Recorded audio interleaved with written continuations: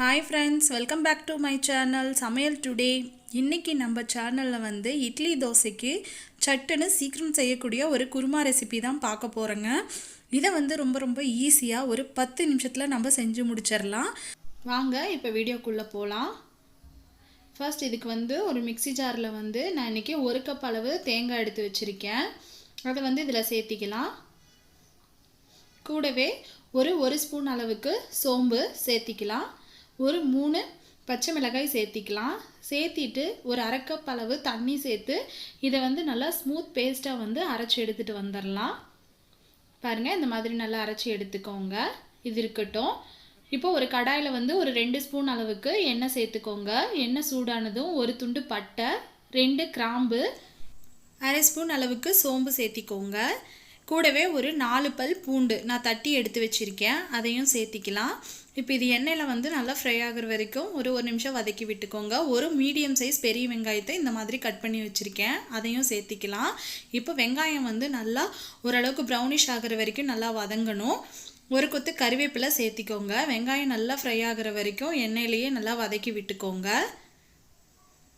இப்போ இது கூட ஒரு 3 தக்காளியை நான் ஆட் பண்ணிக்கிறேன். மீடியம் சைஸில் நான் எடுத்து நான் இந்த மாதிரி கட் பண்ணி நான் இதில் சேர்த்துக்கிறேன். தக்காளி வந்து நல்லா மேஷ் ஆகுற வரைக்கும் நல்லா நம்ம எண்ணெயிலேயே நல்லா ஃப்ரை பண்ணி எடுத்துக்கலாம். நல்லா வதக்கி விட்டுக்கோங்க. தக்காளி நல்லா வதங்கணும். பாருங்க இப்போ தக்காளி வந்து நல்லா மசிஞ்சிருச்சு. இப்போ வந்து நம்ம மசாலா பொருள் எல்லாம் ஆட் பண்ணிக்கலாம்.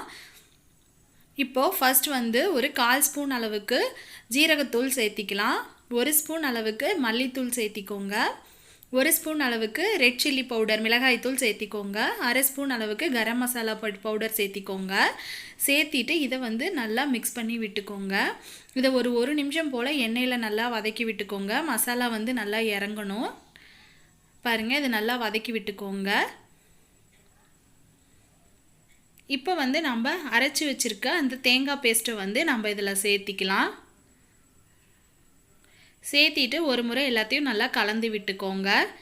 இப்போ இதுக்கு தேவையான தண்ணி ஆட் பண்ணிக்கலாம். உங்களுக்கு கிரேவி வந்து திக்காக வேணும்னா ஒரு கப் அளவுக்கு தண்ணி ஆட் பண்ணிக்கோங்க. இல்லை எனக்கு தண்ணி போல் வேணும் அப்படின்னு நினச்சிங்கன்னா 2 கப் இல்லைன்னா 1.5 கப் ஆட் பண்ணிக்கோங்க. இப்போ இதுக்கு தேவையான அளவு உப்பு சேர்த்திக்கலாம். சேர்த்திட்டு ஒரு முறை எல்லாத்தையும் நல்லா கலந்து விட்டுக்கோங்க.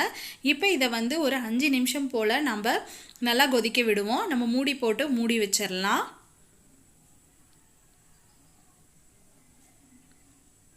இப்போது 5 நிமிஷத்துக்கு அப்புறம் பார்ப்போம். பாருங்கள் நல்லா திக்காக ஆயிடுச்சு. நல்லா கிரேவி வந்து சூப்பராக ரெடி ஆயிடுச்சுங்க. பாருங்கள் அவ்வளோதான். ரொம்ப சுலபமாக ரொம்ப ஈஸியாக செஞ்சு முடிச்சிடலாம்.